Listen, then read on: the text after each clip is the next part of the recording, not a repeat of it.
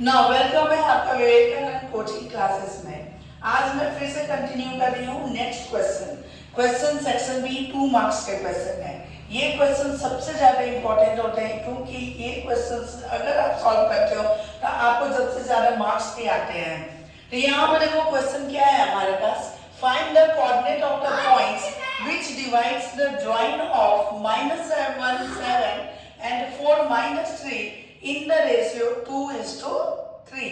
तो सबसे पहले अभी हमें इसका सॉल्यूशन करना है, तो एक लाइन ड्रॉ करोगे। लाइन ड्रॉ करने के बाद आप पॉइंट ए और पॉइंट बी की पोजीशन दोगे। पॉइंट ए कितने के इक्वल है, -1 and 7, and point B is equal to 4 - 3। Now we need to find out the ratio of 2:3। It means आपको इस लाइन को 5 पार्ट में डिवाइड करनी है। 5 पार्ट्स में से 2 पार्ट्स 1 2 3 4, आप देखो 5 पार्ट्स 1 2 3 4 5। ये वाले जो पॉइंट आएंगे इसको हम लोग बोलेंगे पॉइंट पी एक्स वाई, और ये आपको 2 और ये आपको 3 की रेशियो क्या कर रही है, रिप्रेजेंट कर रही है। Now point A is x1 y1 -1 7, point B is x2 y2, and ratio m:n is 2:3। अब हमारे पास ये x की वैल्यू फाइंड आउट करनी है। तो x की वैल्यू फाइंड आउट करने के लिए हमारे पास फॉर्मूला है ऑलरेडी, क्या, x is equal to m x2 plus n x1 divided by m plus n। तो फॉर्मूले पर हमें क्या करनी है, सारी वैल्यू रख देनी है।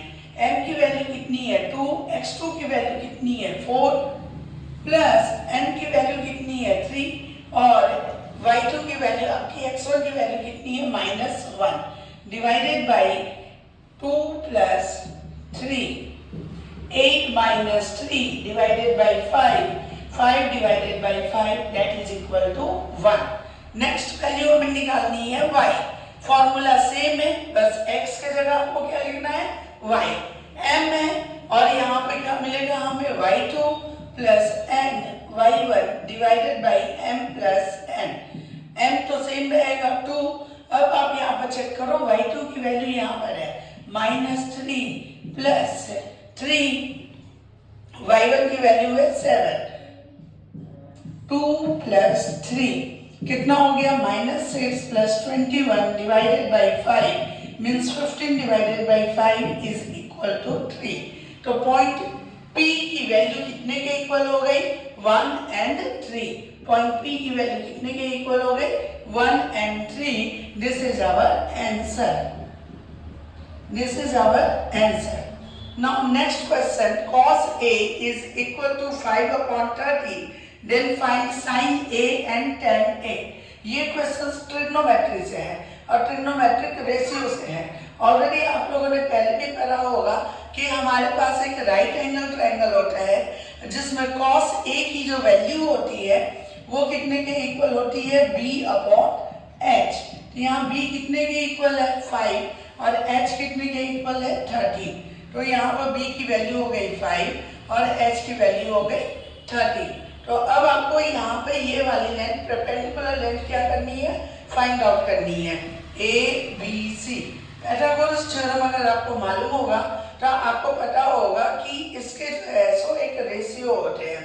आइए वो रेशियो फाइंड आउट करते हैं।